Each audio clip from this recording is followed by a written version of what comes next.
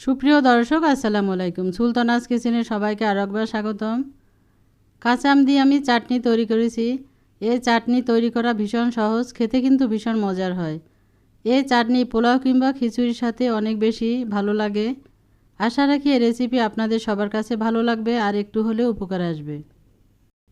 যাদের ভালো লাগবে একটা লাইক দিয়ে দিবেন, সবার সাথে শেয়ার করে দিবেন, পাশে থাকা বেল বাটনটি ক্লিক করে দিবেন। আর যারা এখন আমার চ্যানেলটি সাবস্ক্রাইব করে দেননি তাদের কাছে অনুরোধ থাকবে আমার চ্যানেলটি সাবস্ক্রাইব করে দিয়ে আমাকে সাপোর্ট করার জন্য। এই চাটনি তৈরি করার পর এরকমের কাচের বয়মে ভরে আমরা সারা বছরের জন্য সংরক্ষণ করে রেখে দিতে পারি আর সারা বছর ধরে আমরা খেতে পারবো। চাটনি তৈরি করার জন্য আমি এখানে নিয়েছি কাঁচা আম, 1 কেজি কাঁচা আম নিয়েছি। এগুলো ভালোভাবে ধুয়ে নিয়েছি। এখন খোসা ছাড়িয়ে নিতে হবে। খোসা ছাড়ানোর পর এই আমগুলো আর ধোয়া যাবে না।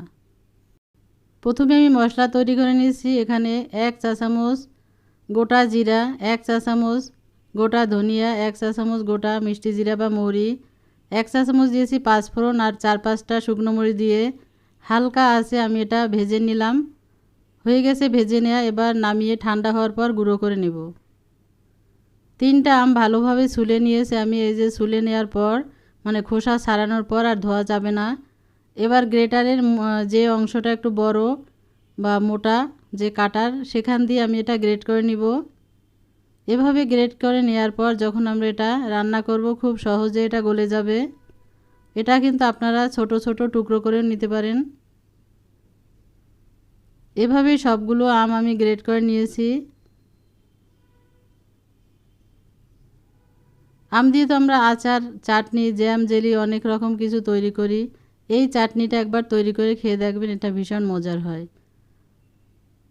আমি যে আমগুলো নিয়েছি আমটা অনেকটা টক বেশি, যার কারণে আমি এখান থেকে একটু জুস বের করে নিব। আপনারা যে আম দিয়ে করবেন সে আম যদি বেশি টক না হয় তাহলে এরকম জুস বের করার প্রয়োজন নেই। আর আমের যে জুসটা আমি বের করেছি এটা না ফেলে দিয়ে এটাও কিন্তু সামান্য চিনি এবং লবণ দিয়ে এটা খাওয়া যাবে। চুলে একটা প্যান বসিয়ে দিয়েছি আমি, তাতে দিয়ে দেব চিনি 1/2 কাপ, 3টা এলাচ মুখ ফাটিয়ে দিয়েছি। এখন দেব 1 কাপ পরিমাণ পানি আর চুলাটা অন করে দিব। দিয়ে ভালোভাবে নেড়েচেড়ে রান্না করব। এই চিনিটা গলে যাবে এবং পানি একটু কমে আসবে, ততক্ষণ সময় ধরে এটা জাল করব।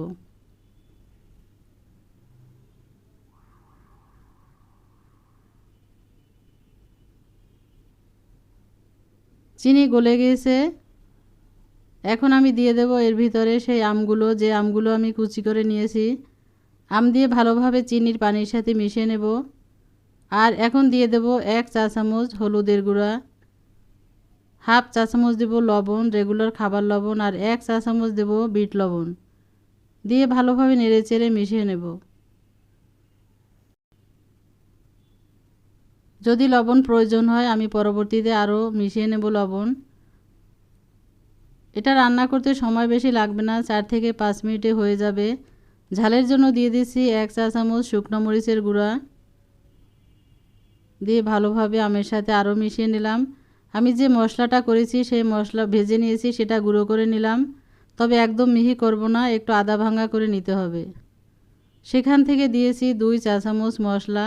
এই আদা ভাঙা করে নেয়ার ফলে যেটা হবে, যখন আমরা এই চাটনিটা খাবো এই মশলা দাঁতের নিচে যখন পড়বে ভীষণ ভালো লাগবে। এবার নেড়েচেড়ে ভালোভাবে মিশিয়ে নিচ্ছি আর পানিটা শুকিয়ে নেব।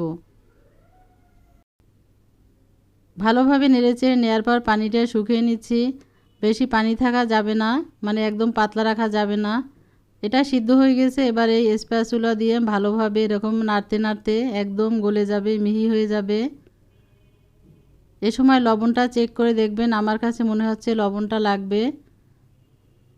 আর আমি এই পর্যায়ে দিয়ে দেবো আরও মশলা। যে মশলা করেছিলাম সেখান থেকে 2 চা চামচ পরিমাণ মশলা দিয়ে দিয়েছি। এই যে মশলা দিয়ে ভালোভাবে এর সাথে মিশিয়ে নেব। আর যদি মনে হয় যে লবণ প্রয়োজন তাহলে একটু লবণ দিতে হবে। আর এই নামানোর আগে যখন যে মশলাটা আমরা দিব তখন সেই মশলাটার সুন্দর একটা ফ্লেভার পাওয়া যাবে, খেতে ভালো লাগবে। 1 চা চামচ বিট লবণ দিয়ে দিয়েছি, আমার কাছে মনে হয়েছে লবণ কম, সেজন্য দিলাম। আপনারাও ঝাল লবণ চেক করে দেখবেন। দিয়ে আরও 2 মিনিট রান্না করব চুলায় লো হিটে রান্না করার পর চুলাটা বন্ধ করে দিব। চুলা বন্ধ করে চুলা থেকে নামিয়ে একটা সার্ভিং প্লেটে উঠিয়ে নেব। এই যে একটা সার্ভিং প্লেটে নামিয়ে নিলাম। আর এরই সাথে তৈরি হয়ে গেল আমার মজাদার কাঁচা আমের চাটনি। এটা দেখতে সুন্দর না, সুন্দর একটা ফ্লেভার বের হয়েছে, খেতেও ভীষণ মজার। ভালো থাকবেন, সুস্থ থাকবেন, একবার হলো এটা ট্রাই করবেন বাড়িতে। আর কেমন হলো কমেন্টস করে আমাকে জানাবেন। আজ তাহলে এ পর্যন্তই। আল্লাহ হাফেজ।